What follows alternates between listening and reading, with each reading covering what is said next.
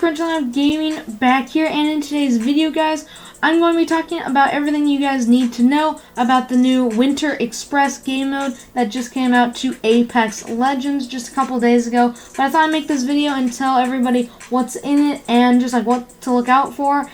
Honestly, guys, I'm going to make a pro tips video in the next couple days. But for now, guys, I'm going to include a few tips, but mainly just like the basis of the game. Let's get straight into it. Guys, the first thing you want to know about this game mode is that you're going to be playing against 2 other squads, so a total of 9 people. What happens is there are 4 stations, and it's based around Refinery, a little area around Skyhook, so like where the cave entrance leads out, that little like area over there, and then of course Capital City, and there's one in between Refinery and Capital City, like a gorge, and there's 4 stations, and the train will go to as many stations. It keeps rotating from station to station. Usually it always starts Refinery, but that may change. Sometimes it's just random where it starts, but basically it always will start usually Refinery. That's just what I've seen.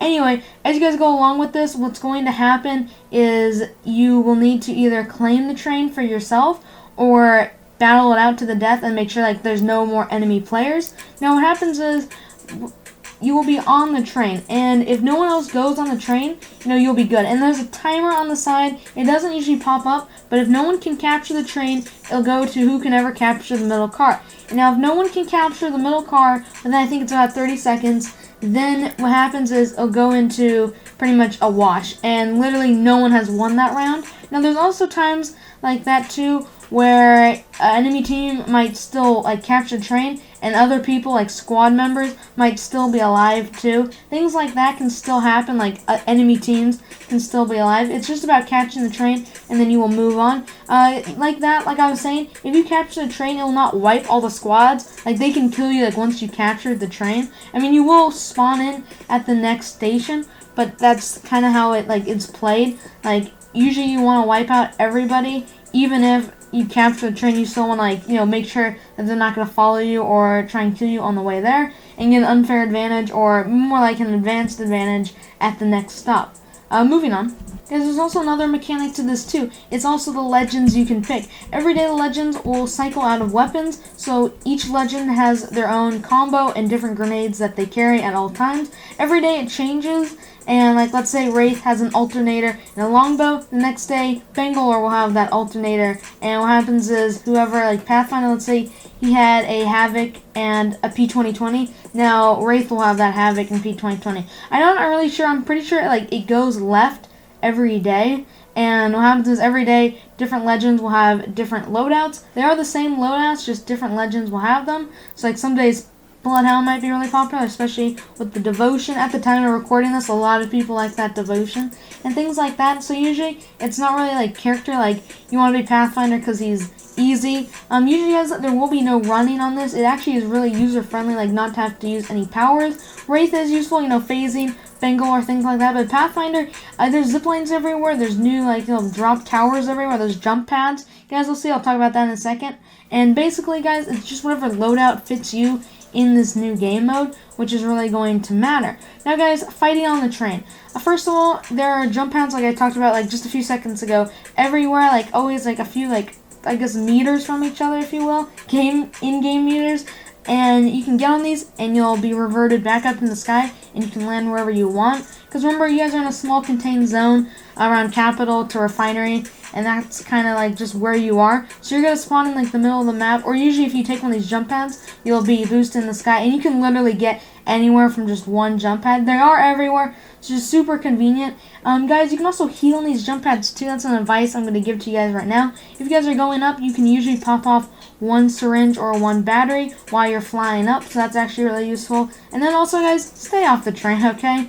Guys, the train is only good if you guys are launching a full-on assault of the train and clearing anybody out. Or you're having a Watson or somebody, all your squad is on the train. Usually we either try to take up the back car or the front car and really secure those cars. That way no one can come up behind us and things like that, or secure like a tactical like behind a rock or something like that. Guys, usually in like refinery and places where people can shoot down on you, that's usually a hard spot, especially capital. People like to land on the buildings. Now, I'm not saying that's bad. I'm gonna say like just be under like some cover, or else they will snipe you from up there. I have been sniped up there.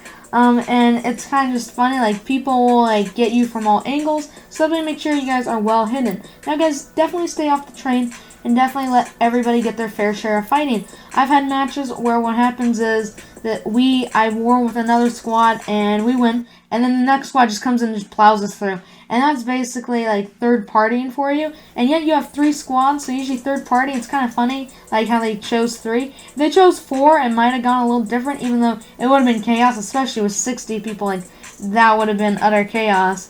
But now with 9 squads, you're leaving that one squad like open to third party. Usually people will pull people in, like people just snipe random people, and usually it's just like this full-on battle where there's like a squad in every car. Especially the people in the middle, they'll either usually have the advantage when it goes to like, you know, the time like I was talking about earlier. If no one can get the train, they'll move to the middle to capture the middle car. Now they will have the advantage. Now people in the other cars, they'll have just like roofs over their heads to be better. So technically there's a car for each team is basically what I'm trying to say here. So guys, moving on. So guys, getting eliminated. Guys, what will happen is you guys can play up a total of 8 rounds. Many people will rage quit if like one team, like 2 teams are doing like superior than the other one. Usually what will happen is one squad won't do very good, and then the other 2 squads will be at like 2 and 2, because basically you need 3 wins in rounds to be able to win the match itself. Now basically what this means for people, you guys will not get eliminated. Like let's say your team is doing terrible, you guys won't get like immediately eliminated. You will still have your chance to the very end to get out. Most people rage quit if you guys are playing with randoms, like everybody leaves. That's happened to me multiple times. You'll probably even see it in the gameplay in the background. And it's kind of interesting how people just rage quit out of nowhere, and definitely take that as an advantage. Basically, when people rage quit, it actually makes it easier for you because all you have to focus on is that other squad. So technically, being okay is, just good, guys. Definitely make sure you guys take advantage of third partying too. Now, I'm not saying just like go on and just wait for them to go third party, but definitely make sure you know that you can like hop off to the side and heal whenever you want, because there's always going to be another squad warring. I haven't seen too many like third party where the last guy just like comes in and wipes out everybody. It's usually been pretty consistent at everybody at each other's like necks at one time. So like a 3-way battle and everybody's firing everybody. And honestly, it's pretty chaotic, especially on the train. You got Bangalore, you got Caustic, you got airstrikes coming on the train.